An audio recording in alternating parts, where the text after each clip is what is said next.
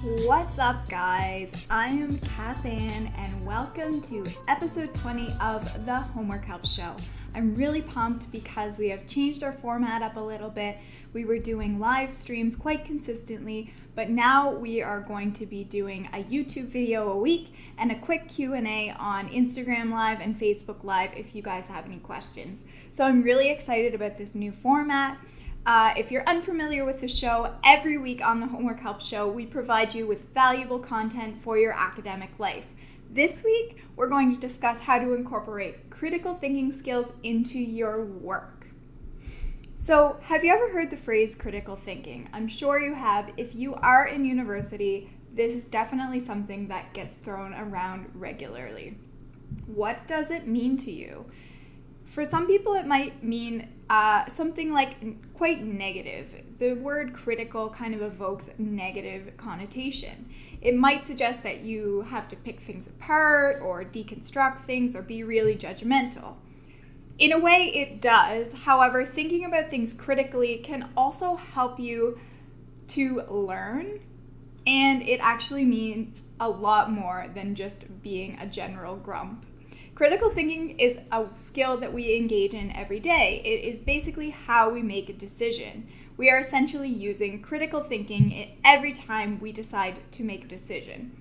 So it makes sense that this is something that we can apply to our academic career as well. However, in university and college, critical thinking definitely has a broader meaning.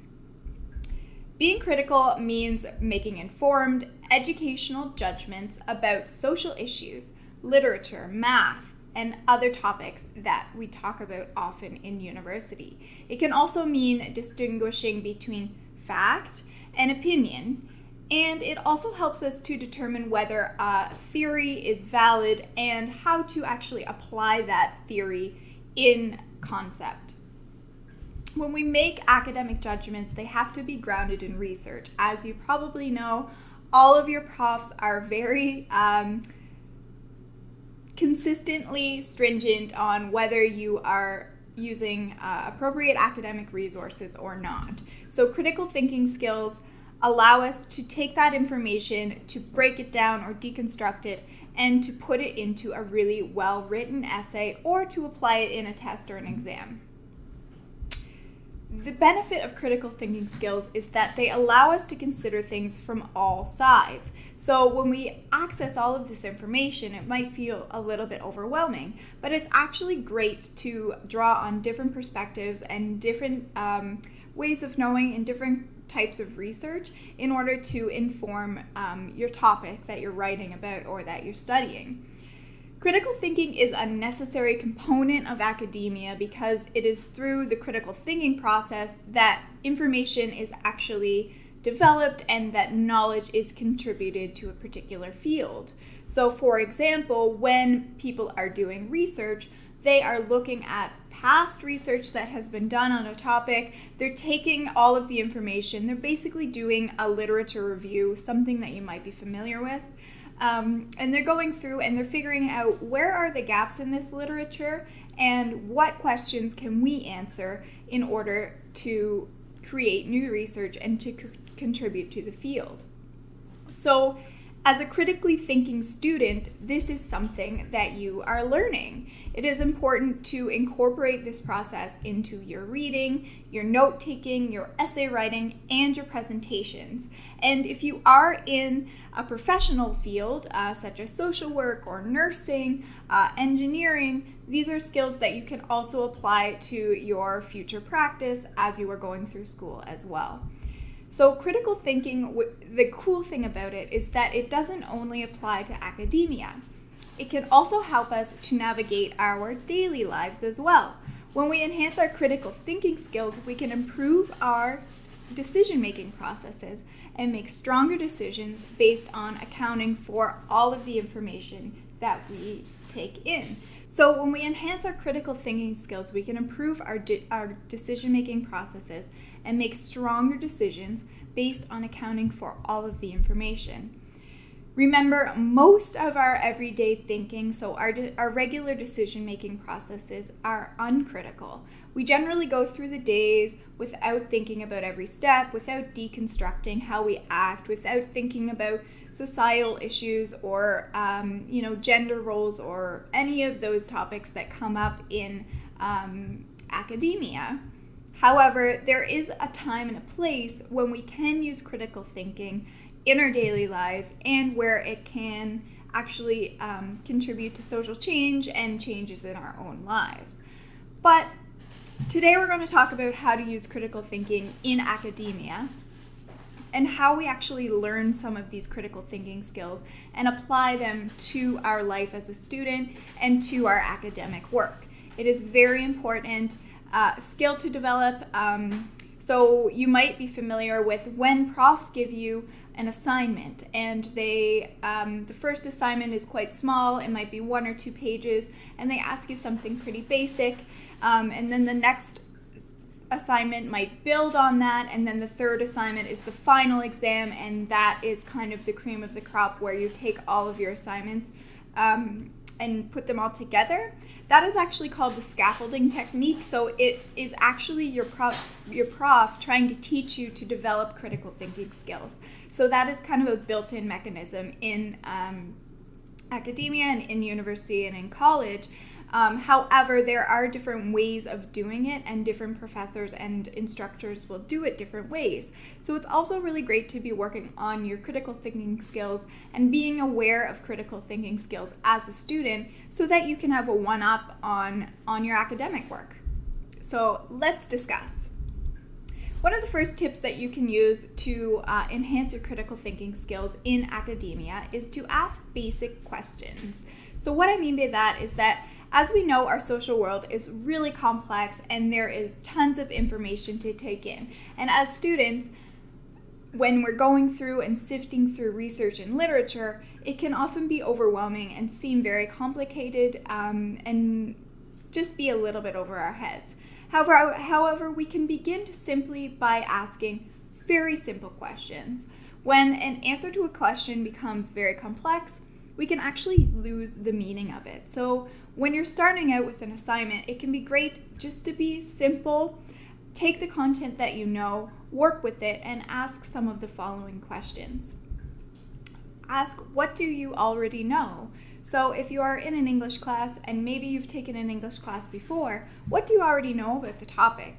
Draw on your existing knowledge and information. You will be surprised how much information you already have. So start by creating an outline and answer, what do you already know about this topic, and write it down.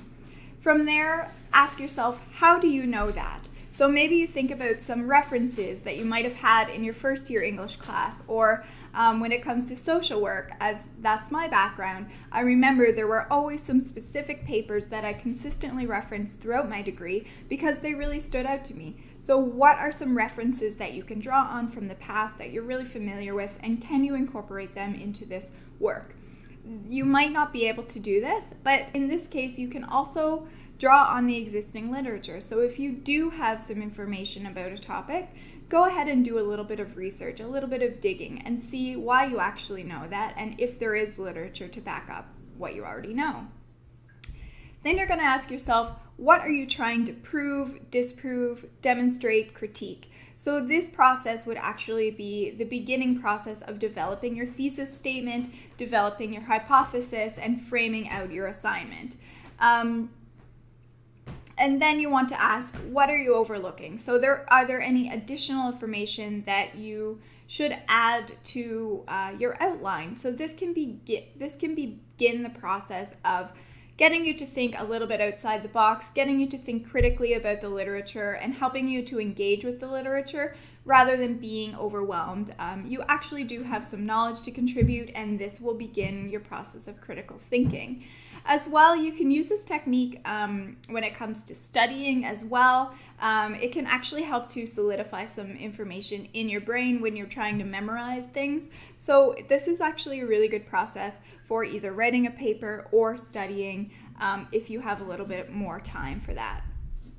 So as I mentioned, definitely begin this process by doing an outline. This might even be a pre-outline. Just answer these basic questions, and this will help you to write your paper a lot more quickly and a lot more fluidly, and to feel confident and not overwhelmed in the literature review process.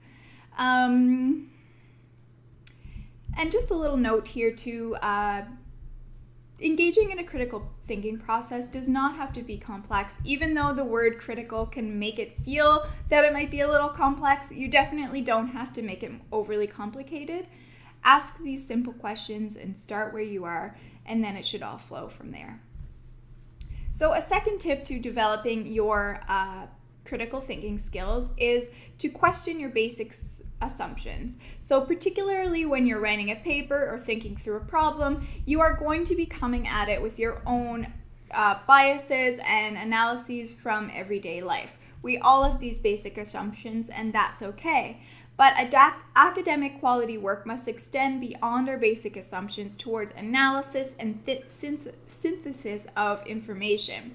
When we check our own assumptions at the door, we can go into analysis with a clear head and go into research with an open mind, which is really important. This can also extend beyond academia. This can apply to our mental processes as well. We all have ways of making life simpler. So this means that we kind of have shortcuts in the way we do things. This is actually called heuristics, or basically mental shortcuts. These were things that we used when we were hunter-gatherers. It was really helpful for us to be able to make quick decisions or have shortcuts in terms of thinking. But nowadays, our world is a little bit more complex than the hunter-gatherer society, so we do need to be aware of those heuristics that we have built in for ourselves. Certainly they can be useful in some situations, but they aren't necessarily useful when you're writing an academic paper because you might take a shortcut on something.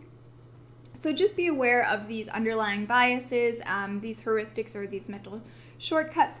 Maybe write them down, just so that you understand your own processes a little bit more. Some other tips are to read more, become more educated, and become more informed about how others think. Are 3 ways that we can kind of be more aware of our own assumptions, our own biases, and our own mental shortcuts. So just make a concerted effort to improve your own capacity for critical thinking by being aware of your own biases. A third tip to improve your critical thinking skills is to remember to think for yourself. Although you will evidently be drawing on academic literature and information when you do the research and write papers, it is important to remember to think for yourself. While this does not mean incorporating your own opinion or biases into your writing, it does mean that you must analyze the situation through a critical lens. So go back and ask basic questions, as we discussed. What is missing? Is there a gap in the literature? What is this research saying? Does it make sense in relation to other research that you've seen on the topic? Think through the literature using your own power of deduction. So although you will be drawing on resources to make your point, you want to make sure that you're using your own critical thinking skills, because you'll be increasing that critical thinking muscle. This will lead to a stronger paper, and it will also show the professor that you can do more than regurgitate literature, because that is what they're looking for. They're looking for you to analyze and grapple with the data. So make sure that you are truly engaging with the literature and thinking through it yourself. So finally, I wanted to give you a 5-step process. We've already talked about this a little bit, but this was actually developed by TED Ed, the TED Talks educational YouTube channel. It can help you to develop your critical thinking skills. So it's a 5-step process. So the first process is to formulate your question. So in an academic setting, this looks like creating your thesis or writing your hypothesis. So what is the question that you're looking at? Often, if you're writing an academic paper, this will kind of already be given to you in the outline provided by the professor, but you will also have to enhance it and develop it yourself. Then you want to gather your information, which means doing your research. So really dig into the research, figure out kind of what there is out there on the topic, and really take a few days to get engaged with the research and the literature so that you can develop your own opinion on the topic.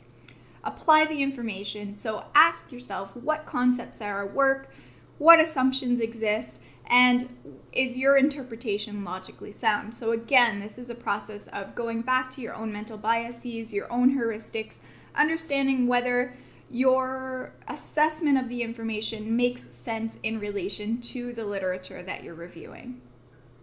Consider the implications of this information.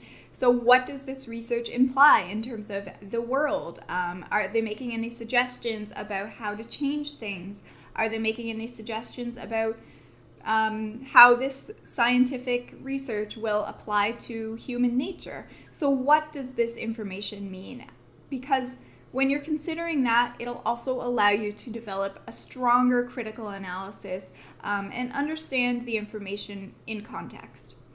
And then fifth, you want to explore other points of view. And this is absolutely necessary when you are writing an academic paper, because you don't only want to provide one view of a topic or one analysis of some research, because you want to have a well-rounded analysis. So by presenting and exploring other points of view, you're also going to have a stronger argument because you're going to understand what the other person or what the other group of people will say about the topic, and you will be able to therefore strengthen your own argument.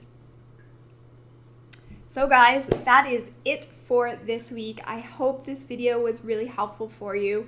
Thank you so much for tuning into the Homework Help Show. I'm really excited for our new format, and I'm really hoping that you will join us again. Please, as I mentioned, on Thursday, we're going to be jumping on live for about 10 minutes on Instagram Live and Facebook Live, just for a little Q&A session. We'll also be jumping on to remind you to check out this YouTube video. So if you are interested in any more of our content, we have tons of it out there. Please visit us on Facebook, Twitter, LinkedIn, Instagram, Google+, YouTube, Medium, and we're also on SoundCloud, Anchor, iTunes, Apple Podcasts, and Google Play Music if you are more of a listener. All you have to do is search Homework Help Global and we will be there. And also, just a little reminder, if you did like this video, please subscribe below and give us a thumbs up. That would be great and would really help us. So if you have any other questions, please leave them in the comments below, and I am looking forward to seeing you again. Take care, guys.